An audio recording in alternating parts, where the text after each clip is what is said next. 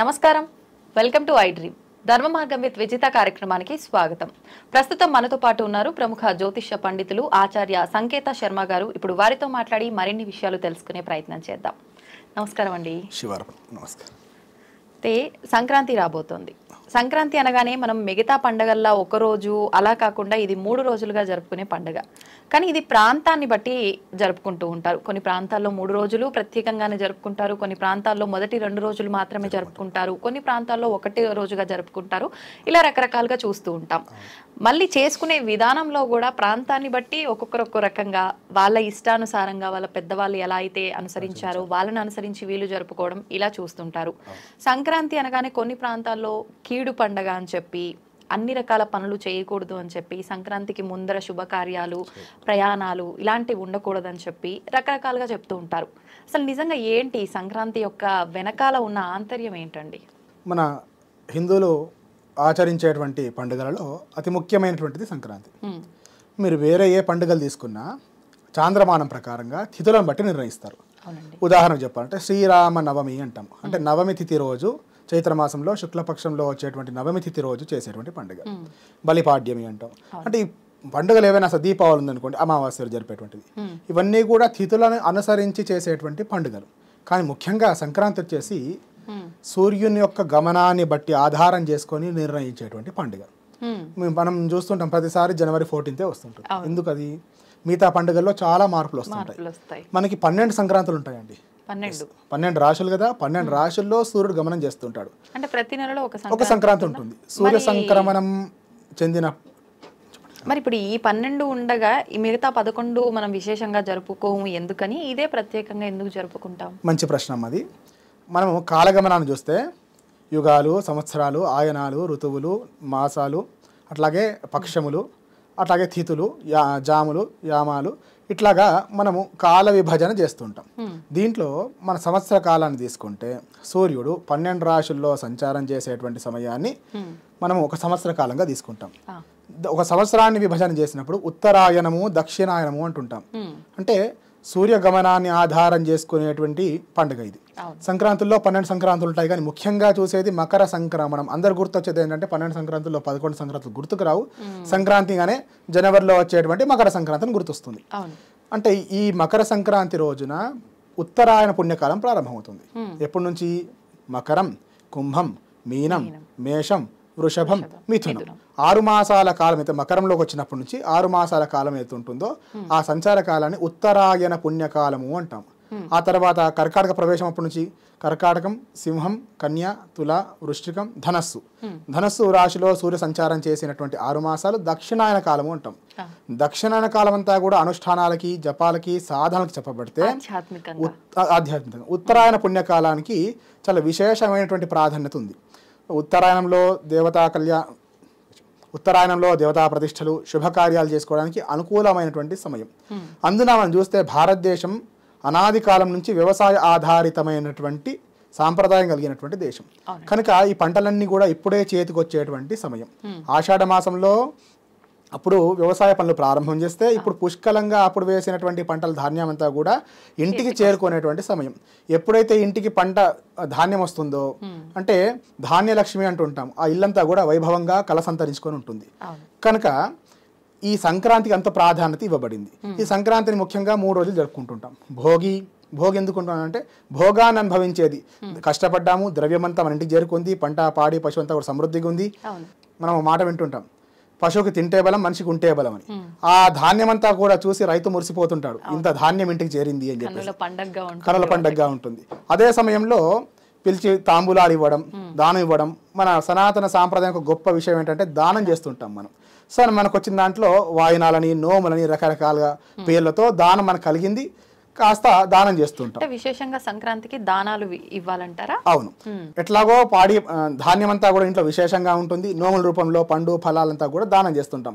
దానం వల్ల వచ్చేటువంటి పుణ్యం కూడా చాలా విశేషంగా మన సాంప్రదాయంలో చెప్పబడింది. ఇప్పుడు ఈ హరిదాసులు రావటము ఇదంతా మనం దానం చేయాల్సిన అవసరం ఉంది ఇక్కడ కాబట్టి హరిదాసుల సాంప్రదాయం సంక్రాంతికి ప్రత్యేకించి ఉందంటారా? మనం ఏమనుకుంటాం అంటే ఈ మధ్య చూస్తుంటాము దానం చేస్తుంటాం. దానం చేసి ఏ ప్రయోజనం కోసం దానం చేస్తామంటే వారికి అది ఉద్ధరిద్దామని కాదు, మనమేదో సమాజానికి పని చేస్తున్నామని చెప్పేసి మనం చూస్తుంటాం. ఒక పండు దానం చేస్తాడు, 1000 మంది చెప్తారు సోషల్ మీడియా వేదిక. కనుక ఆ దానం ఎప్పుడైనా గుప్తంగా చేయమన్నారు. గుప్త దానం చేసినప్పుడు ఆ ఫలితం వాడికి వస్తుంది. అంటే ఇప్పుడు వీళ్ళు చేసే దానాల ఆర్భాటం హడావిడి ఏదైతే ఉందో వాళ్ళకి ఆ ఫలితం రాదంటారా? చేసిన పాపము పుణ్యము చెప్పుకుంటే పోతాయంట.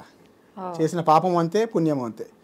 కనుక దానం గుప్తంగా చేయాలి. నిజంగా మీకు నీడు ఉంది అయినప్పుడు మీకే ఇవ్వడం ధర్మం అది. కానీ మీకు ఇచ్చాను 100 మంది చెప్పుకోవడం వల్ల ఉపయోగం ఉంది. సో ఆ దానం చేసిన పుణ్యఫలం కాస్త పోయినట్టు. కనుక సంక్రాంతిలో వాయినాలు, తాంబూలాలు, మన ప్రతి యజ్ఞ కార్యక్రమాలు కావచ్చు, మన పూజా కార్యక్రమాలు చూస్తుంటాం, దానం చేస్తుంటాం. అట్లాగా భోగి రోజు భోగి మంటలు విశేషంగా చూస్తూ ఉంటాము. ప్రత్యేకించి చాలా మంది భోగి మంటలు అనగానే ఇంట్లో ఉన్న పాత వస్తువులు, పాత బట్టలు, చాలా మంది చీపుర్లు కూడా వేస్తూ ఉంటారని చెప్పి విన్నాము. నిజంగా అగ్ని అంటే కూడా మనం దైవంగానే భావిస్తాము. అటువంటప్పుడు చీపుర్లు, ఈ పాతవి అన్ని అందులో వేయటం సరైన పద్ధతే అంటారా? చాలా విశేషమైనటువంటి ప్రశ్న అండి ఇది. చీపురు లక్ష్మీప్రదంగా భావిస్తారు. మనం కాళ్ళతో తన్నడం కావచ్చు. అవునండి. నడిచేటువంటి మార్గంలో కనీసం కాలు తగిన నమస్కారం చేస్తాం. వీటిని ఏం చేయాలి అంటే బయట పారేస్తే, మనం వేరే ప్రదేశాల్లో పారేస్తే మనం తొక్కడం కావచ్చు. అంటే అశుభ్రమైనటువంటి అశుద్ధి ఉన్నటువంటి ప్రదేశంలో పారేస్తే దైవతా సమంగా భావిస్తాం కాబట్టి పక్కనిస్తాం. కాబట్టి ఏం చేస్తాం, దాంట్లో అగ్ని చేత దహనం చేయడం చేత ఆ దోషం రాకుండా పోతుంది. కనుక దాంట్లో అగ్నిలో వేయడం, తద్వారా భోగి మంటలు చేసుకోవడం. భోగాన్ని అనుభవిస్తాం కనుక భోగి అన్నాము. మనం చూస్తాం ధనుర్మాసం ప్రారంభమైనప్పటి నుంచి సంక్రాంతి ఉత్సవాలు ప్రారంభమవుతాయి.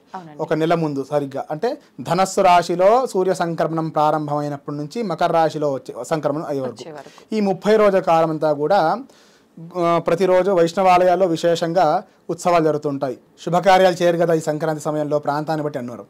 ఎప్పుడైతే ధనస్సు రాశిలో సూర్య సంచారం ప్రారంభమవుతుందో అప్పుడు దాన్ని శూన్యమాసంగా చెప్పారు. కనుక ఆ సమయంలో శుభకార్యాలు చేసుకోవడానికి అవకాశం ఉండదు. పుష్యమాసం అంటారు. సో ఇక్కడ ఈ పుష్యమాసం అయిపోగానే ఈ మకర సంక్రాంతం అయిపోయిన తర్వాత చేసే మన శుభకార్యాలు చేసుకుంటూ ఉంటాం. సూర్యుని ఆధారం చేసుకొని నిర్ణయించేటువంటి పండుగనే సంక్రాంతి. ఆ సంక్రాంతి మరుసటి రోజు కనుమ అంటాం. కనుమ చూస్తే మన సాంప్రదాయంలో గొప్ప విషయం ఏంటంటే కృతజ్ఞతాభావం కలిగి ఉంటాం. ప్రతి వస్తువు యందు దైవత్వాన్ని చూస్తుంటాం మనం. కనుక ఈ పాడి ఇంటికి వస్తుంది, పంటలు వస్తున్నాయంటే సహకరించినటువంటి పాడికి కూడా సభక్తికంగా పూజ చేస్తుంటాం మనం. కనుమ రోజు గోవులకి, వృషభాలకి. కనుమ రోజు పశువుల పండగ అంటారు. కనుక దానికి సహకరించినటువంటి పాలేర్లకి, వాళ్ళకి మనకు యథాశక్తిగా వచ్చినటువంటి ద్రవ్యంలో వారికి కాస్త ఇవ్వడము, కృతజ్ఞతాభావాన్ని ప్రదర్శించుకోవడం లాంటివని కనుమ రోజు చూస్తుంటాం. అంతేకాకుండా కనుమ రోజు కాకైనా ప్రయాణం చేయదు అంటారు. సో కనుమ రోజు ప్రయాణం చేయకూడదని ప్రమాణం కూడా ఉంది. శవదాహే గ్రామదాహే సపిండీ కరణేతత శక్త్యుత్సవే సంక్రాంతౌ న గంతవ్యం పరేహని అని చెప్తారు. 5 కనుమలు ఉంటాయండి. గ్రామదాహే, గ్రామం దహించబడినటువంటి మరుసటి రోజు. శవదాహే, శవాన్ని దహించినటువంటి మరుసటి రోజు. సపండీకరణ అంటే మనం చేసే 12వ రోజు ఉంటుంది కదా, పోయిన తర్వాత ఆ 12వ రోజు తర్వాత, ఆ తర్వాత శక్త్యోత్సవే అమ్మవారి జాతర అయినటువంటి మరుసటి రోజు, సంక్రాంతి మరుసటి రోజుని కనుమ అంటుంటాం. ఈ 5 కనుమల్లో ప్రయాణం చేయకూడదు అంటారు. అది శ్రేయస్కారం కాదని చెప్పేసి 5 కనుమలు చెప్పారు. అందుకే కనుమ రోజు మనం కాకైనా ప్రయాణం చేయదు, కాకైనా బయలుదేరదు అన్నటువంటి మాట వింటుంటాం. పండగకు వచ్చినటువంటి వాళ్ళు ఆ మన దగ్గర ఉన్నటువంటి పాడిని పూజిస్తుంటాము. ఆ రోజు ప్రయాణం చేయడం అంత శ్రేయస్కరం కాదు. చేసిన పక్షంలో ఒకవేళ తప్పనిసరి చేయాల్సి వస్తే చేయకూడదు అని ఎప్పుడైతే ధర్మంలో చెప్పబడిందో దానికి అనేక విషయాల్లో ఆలోచించి మన పూర్వీకులు నిర్ణయం చేసినటువంటి సందర్భం. చేయవలసినటువంటి అత్యవసర సందర్భం వచ్చింది, హాస్పిటల్కే వెళ్ళాల్సి వచ్చింది అనుకుందాం. ఇప్పుడు వేరే అవసరం కాదు, హాస్పిటల్కి వెళ్ళాల్సి వచ్చింది. అటువంటి సందర్భంలో ఇష్టదేవతారాధన అంటే భగవంతుని మనసులో స్మరణం చేసి వెళ్తే అశుభ ఫలితాన్ని తీవ్రత తగ్గుతుంది. కులదేవతను మనసులో స్మరించుకొని వెళ్తే అశుభ ఫలితాన్ని తగ్గుతుంది అని చెప్పేసి చెప్పబడింది. అయితే ఇప్పుడు మీరు చెప్పిన ఈ 5 కనుమలు సాధారణంగా ఎక్కడో అక్కడ ప్రతిసారి జరుగుతూనే ఉంటాయి. ముఖ్యంగా ప్రతి మాసంలో కూడా మీరు సంక్రాంతి వస్తుంది, సంక్రమణం జరుగుతుంది, సంక్రాంతి వస్తుంది అన్నారు. మరి ఈ కనుమ రోజు పాటించాల్సిన ఈ విశేషమైన ఈ ప్రయాణం విషయం ఏదైతే ఉంది ప్రతి నెలలో ఆచరించాలో, ఓన్లీ ఇప్పుడు ఈ సంక్రాంతికే విశేషంగానా? ప్రతి నెల ఆచరించాలి, కానీ తప్పకుండా ఆచరించాల్సినటువంటిది మకర సంక్రమణం తర్వాత. ఓకే. ప్రతి నెల ఉంటుంది. కాకపోతే ముఖ్యంగా ఈ దక్షిణాయనం నుంచి ఉత్తరాయణం ప్రారంభమవుతుంది కనుక ఈ కనుమకు చాలా విశేషంగా చెప్పబడింది. ఇప్పుడు వ్యవహార రీత్యా పూర్వకాలం అంటే వ్యవసాయ సంబంధించిన కుటుంబాలు కనుక ఒక గ్రామాన్నే పట్టుకొని ఉండేటువంటి వాళ్ళు. కానీ ఇప్పుడున్న సందర్భాల్లో అనేక ప్రయాణాలు చేసినటువంటి సందర్భాలు కనుక అటువంటి సందర్భంలో కొంత మన శాస్త్రంలో గొప్ప విషయం అంటే కొన్ని మినహాయింపులు, కొన్ని ప్రాయశ్చిత్తాలు, కొన్ని పరిహారాలు అన్ని కూడా చెప్పబడ్డాయి. ఒకవేళ చేయవలసి వస్తే ఏంటి, చేస్తే ఏంటి, చేయకపోతే ఎటువంటి నియమాలు పాటిస్తే దాని నుంచి అశుభాన్ని నుంచి బయట పడగలుగుతాము అని చెప్పబడ్డది. కానీ తప్పకుండా పాటించాల్సింది ఏంటి అంటే దక్షిణాయనం పూర్తయి ఉత్తరాయణం ప్రారంభం అయ్యేటువంటి సమయంలో వచ్చేటువంటి కనుమ ఏదైతే ఉంటుందో ఆ కనుమ రోజు తప్పకుండా ప్రయాణం చేయకూడదు అని చెప్పారు. సంతోషం అండి, చాలా చక్కగా వివరించారు భోగి, సంక్రాంతి, కనుమ విశిష్టతని. ధన్యవాదాలు. నమస్కారం.